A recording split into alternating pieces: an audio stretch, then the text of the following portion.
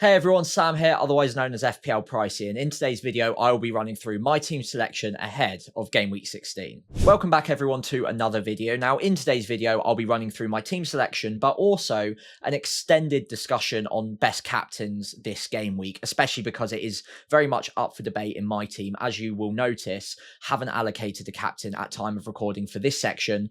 That will come later on in the video. Now, if you did enjoy today's video, I would really appreciate it if you could leave a like, hit subscribe, and if you wanted to be notified of any of my future videos, click that notification bell as well. A quick reminder of how I got on in Game Week 15. It ended up with a pretty sizable green arrow of 100k up to 320k overall after what looked like a nightmare game week going into the Monday evening. Fernandes and Mbeumo both got me out of jail and saved me with a green arrow and 26 points between the two of them. So very happy with them.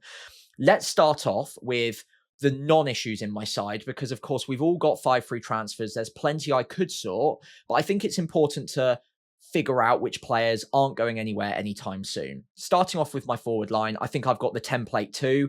Thiago and Haaland I've had in for quite a while. Haaland for most of the season, obviously. He's going nowhere barring injury. Whether or not he's the best captain this week is up for debate. We'll talk about that later. But despite 3 blanks in his last 4 game weeks, I still think he's a fantastic option. And it's not like he hasn't had the chances to get returns in those games either. Thiago is getting more expensive. He's obviously rising in price very quickly, but with the fixtures to come, I still think he would need to rise quite a few times more before I started to question whether or not he was good value for money. He's got good data, good minutes, on penalties with good fixtures.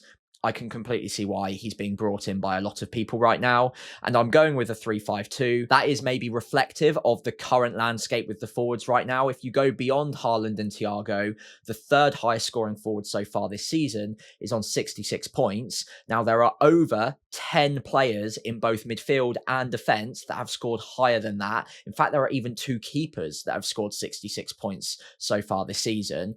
So I don't think there's great value for money in that third forward spot at the moment, which is why I've downgraded it to Mark Giu, and I'm using that money in my midfield. In my midfield, I've got a lot of firepower. I've got 4 pretty heavy hitters. Obviously, Mbeumo will need to be downgraded next week because he goes off to the African Cup of Nations after the game against Bournemouth. But outside of that, I'm very happy. Bukayo Saka at home to Wolves is definitely in the captaincy discussion. Fernandes and Foden, both fresh off of double-digit hauls in Game Week 15, could not be happier with either of them. I think I've owned Foden for just about a week, maybe 6 days, and he's gone up in price 5 times in that time. So very happy with clocking the value on him. And Bruno Fernandes, could not be more pleased with how he got on in Game Week 15, and he will be in my team for a very long time to come, as long as he stays fit. Anderson is the make weight, I suppose, in my midfield. I think if I was picking right now, Dewsbury Hall might just edge it over Anderson, but I'm still very happy with Anderson himself. Good price, good on DEFCON, decent fixtures for the next few game weeks, and it does make all of the rest of this perfectly affordable for me. Whether or not I look at moving him on when Everton's fixtures turn in a couple of game weeks is up for debate. I will look into that. But right now, very happy with that midfield 5. Okay, so as we move into defence, it is worth noting that I'm recording this at the end of the Wednesday evening Champions League games, where we've got a bit more information on Man City and Arsenal players. Of course, I've got 2 of each. Foden and Haaland both played 70 minutes against Real Madrid and got brought off, I think, unscathed, so they're both fine for the weekend. Obviously, Haaland getting a little bit of a rest at the end might help him in the captaincy candidates conversation later on. But the Arsenal boys, it was a little bit more interesting. Now, Saka, it's all good news. He only played 20 minutes at the end of the game, so he was mainly rested in the midweek. So I think he should be nice and fresh for that Wolves game. Very bullish on him as an option, and of course will be in the captaincy conversation later on in the video. However, the bad news comes in the form of Timber, who did actually travel with the Arsenal squad for their midweek Champions League clash, but didn't make the squad in terms of on the bench or starting. He was completely uninvolved on the night. We've seen him in training as well this week, so I don't think it's going to be a bad injury, but Arteta did mention that he got a kick in the Aston Villa game and he wasn't quite ready to start in the midweek. Now, given that he travelled, I think it's going to be a relatively minor one. And I would think that given their good position, their strong position in the Champions League, he was probably just rested to make sure that he's going to be okay for their upcoming busy schedule.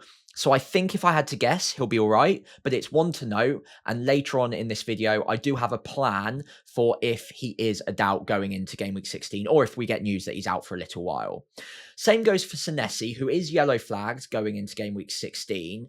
I think that I'm a little bit more concerned about him because, of course, he got brought off in a game after about 60 minutes.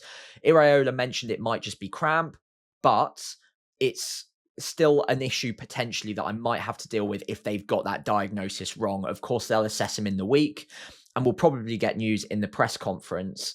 But if he is a doubt going into Game Week 16, I'm going to be tempted to make a transfer there because there are other good options around his price. I would be reluctant to sell him because he's got a great fixture against Burnley in Game Week 17 that obviously I want to play him for. But there are other good options with good fixtures in the next 2 game weeks and over the long term, probably better fixtures than Bournemouth. So if he is a doubt, I will be tempted to move him on this game week and take advantage of the other good options. Anderson in my backline is also absolutely fine. But if Senesi's a doubt and Timber's a doubt, looking at my bench cover, I think I will be called into action a little bit. Lacroix against Man City, Rodon against Brentford. It doesn't fill you with confidence of a clean sheet in either case. So I think if either Senesi or Timber are doubts going into Game Week 16, I'm probably going to end up needing to make a defensive move just to cover me off a little bit there. And in goal, finally, that is where the big issue lies in my team. Nick Pope looks like he's going to be out for another couple of game weeks at least. And there are options that I can consider there. It is worth noting that Dubravka's got a decent home fixture against Fulham this week. So I could play him this week. It wouldn't be the end of the world. But given we've got 5 free transfers, and if Senesi's fit, there aren't a lot of places I'd really like to use those transfers right now. I might as well make the keeper move and take the upside there, even though there's rarely ever that much upside with a keeper. Pope being out gives me a very clear and obvious route. So let's start off by looking at my different transfer options for those 2 positions and what I'm thinking there.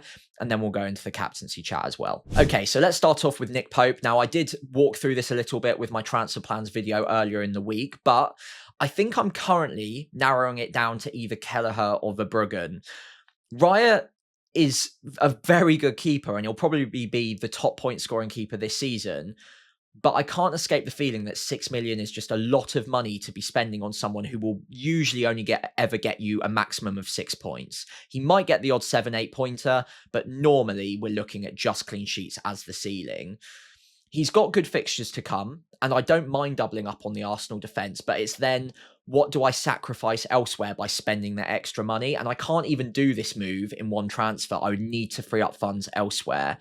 There are a couple of routes I don't mind when considering freeing up the funds, but I'm not sure I'm totally in love with either of those options.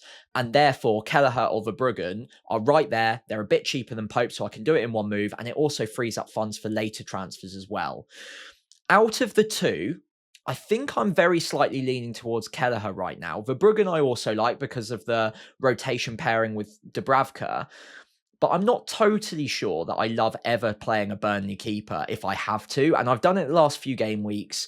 It's not been fun watching it. And you can almost always guarantee that they're going to concede. So Dubravka just doesn't feel like a player I'm ever that happy starting. Obviously, if I buy Kelleher and he gets injured, I can always lean on Dubravka for a week. But I don't want a long-term plan to have to use him all that often. I don't mind the Verbruggen combination, but I think I'm slightly veering towards Kelleher because over the next stretch, until about game week 24, I think it is, they've got some pretty decent fixtures.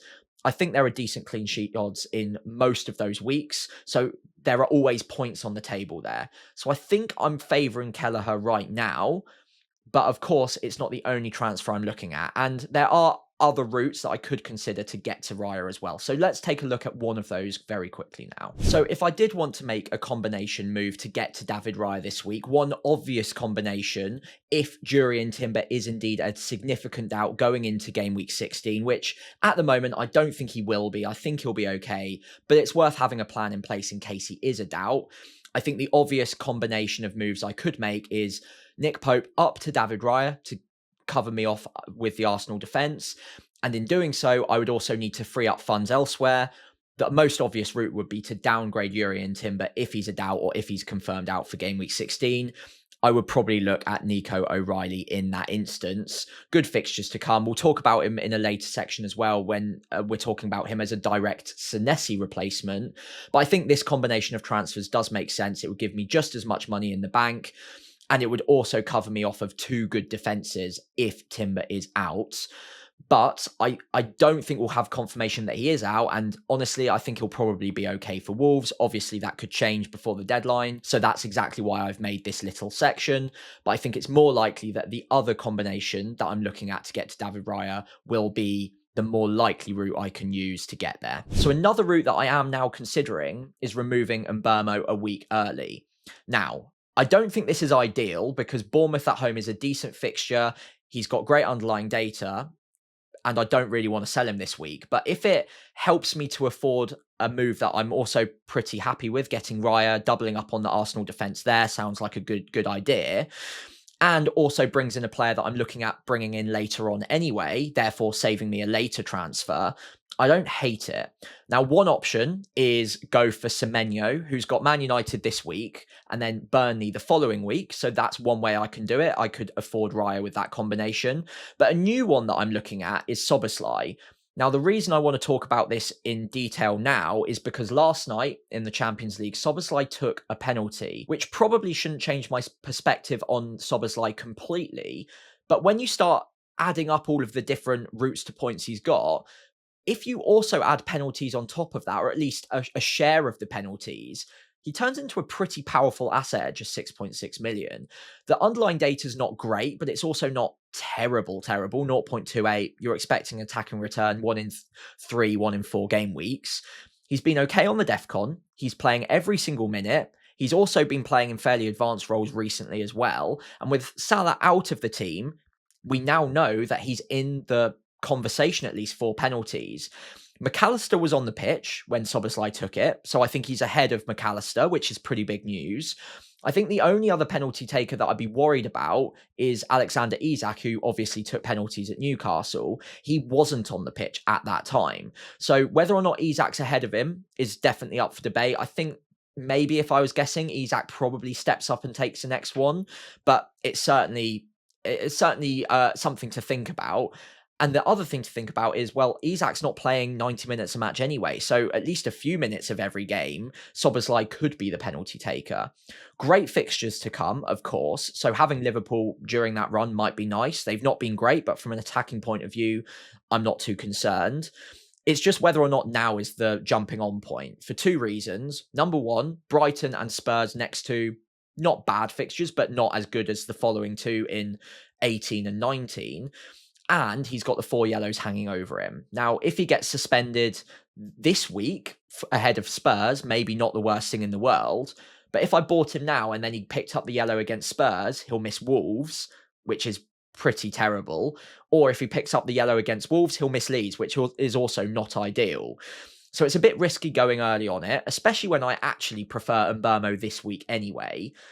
So I'm thinking that for the sake of not getting Raya, I don't think this transfer's all that worth it right now. I think later on down the line, I might end up on Szoboszlai in this position, but maybe go via Semenyo first, or just wait until next week and make the move then instead. So I think all things considered, whilst Raya is tempting, I don't think the sacrifice that I'd be making to get there is worth it. And also using up another transfer is also probably not worth it. So I'm probably going to go with the cheaper keeper.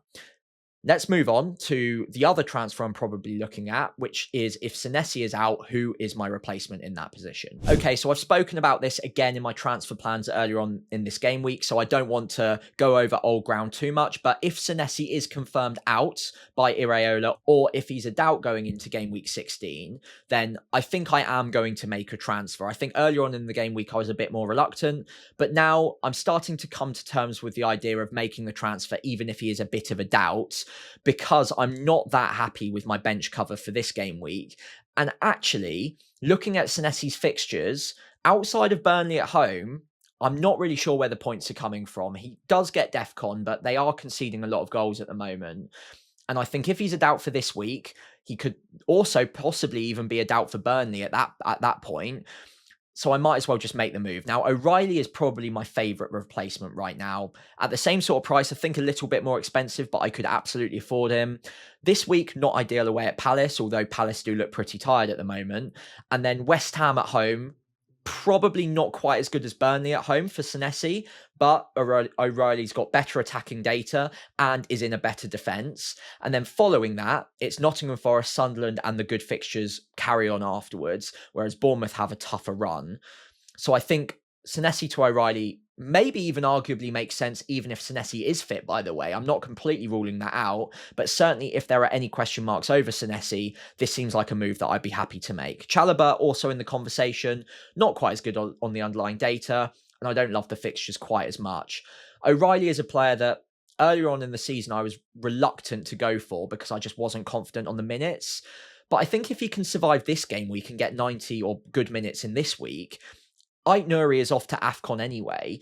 I don't really see who's going to be coming in for him. And he's played so well that, okay, he might get a rest during this period, but I think he does still start the majority of matches, gets 90 in the majority. And with that kind of underlying data, I think he's a good own. So I'm pretty tempted to make this move regardless of Senesi's fitness. But certainly if he's a doubt, if he's ruled out, I think it will be Senesi to O'Reilly because I think that's just an opportunity I don't want to miss out on personally. So moving on to the captaincy discussion, and it is a really tight one for me this week. The three top options that I've got on the graphic here are actually all in my team. So this is a decision for me as well in my team, which doesn't always happen. Fernandes is in the running, but I'd probably have him a little bit behind Haaland or Saka. For me, the decision really does come down to which one of those two I go for. Do I go for the fixture that obviously is favouring Saka, or do I go with the player and the raw underlying data that Haaland has? Now, I have already noted the minutes that they both got in the midweek. Saka got more of a rest, only played 20 minutes, and obviously also got brought off early in the previous game week. So out of the two, he's probably more well rested. And going into today, before the Champions League games, I would have probably put Saka's expected minutes a bit behind Haaland. But given that he was rested, I might put them up about level again. Now, in terms of the fixture, Saka's fixture is much easier. Wolves, especially down that right-hand side against Man United, looked so open. I can only imagine that Saka and Arsenal are going to be able to exploit that as well, if not better, than Man United were able to. And that is where Saka can really take advantage, you would think. So I like him for the fixture. I think the minutes are going to be pretty secure. And then it's whether or not there's enough of an excuse to go against someone like Erling Haaland, who is absolutely phenomenal. But the fixture doesn't, I guess it's difficult to say this about any fixture because he can always haul against literally any club in the world. But Man City have struggled a bit against Palace in the past. It's not like they can't score plenty of goals against them. Of course, they have done so. But Palace do seem to have a system that works pretty well against them. Palace are without Daniel Munoz, which obviously a part of the back five, but I don't think that hurts them defensively all that much, more from an attacking point of view, if anything. And Crystal Palace defensively are much better than Wolves are, and they're playing at Selhurst Park too. They might be tired from the midweek. Maybe they'll get more injuries from their Thursday evening game. And obviously, I reserve the right to change my opinion if they do get injuries in that game. But my gut is currently telling me that Saka is the better of the two, especially given the amount of upside I could get from the low ownership there. So I think for me personally, there's not much in it, but I'm going to go with Bukayo Saka unless something drastic happens with the Palace back line going into the Saturday deadline, especially after the Thursday evening game. So if they come through that unscathed with no more injuries, I think it's probably Saka for me. But obviously, if all of their backline goes down injured, then Haaland probably gets the nod again. But right now, I'm on Bukayo Saka. Okay, so over to my team with one transfer loaded in ahead of game week 16. That is Kelleher in for Pope. Saves me, I think, 0.6 million, taking me up to 1 million in the bank. 4 free transfers left to use this week, but of course I'd be topped up to a maximum of 5 again next week. That one transfer next week probably goes on Mbermo, so that's booked in. But for this week, I think he can stay. The other question mark is Senesi. I want to wait for the press conferences. We might get training shots of him as well, so I'm waiting for all of those different bits of information. If he's ruled out, if he's a doubt, I think I'll probably make the move for O'Reilly. That's my gut at the moment. That's what I'm tempted to do. And to be fair, even if he's not ruled out, I still have a little bit of a suspicion in the back of my mind that O'Reilly might be the better pick even this game week. So I'm still tempted to make that move now, although rolling a transfer is always beneficial and always powerful at this time in the season. So for example, if I held on to Senesi and he was fine for this week and next, I get a good fixture against Burnley, and then I can sell him for, it could be O'Reilly or it could be an Everton asset at that point. Tarkowski will come into some really good fixtures. Michael Keane as well, very similar. So if I hold on to him, it kicks the can down the road, and maybe I can make a decision with more information. I'll be more informed in a few game weeks where I can use that transfer better. But I think it's just going to take that little doubt, or maybe if he is ruled out, for me to say, okay, let's make the move on O'Reilly now, and I'll take the points in the next couple of game weeks, hopefully, fingers crossed on that. If you did enjoy today's video, I'd massively appreciate it if you could leave a like, hit subscribe to the channel, and I'll see you next week as we start preparing for Game Week 17 as well.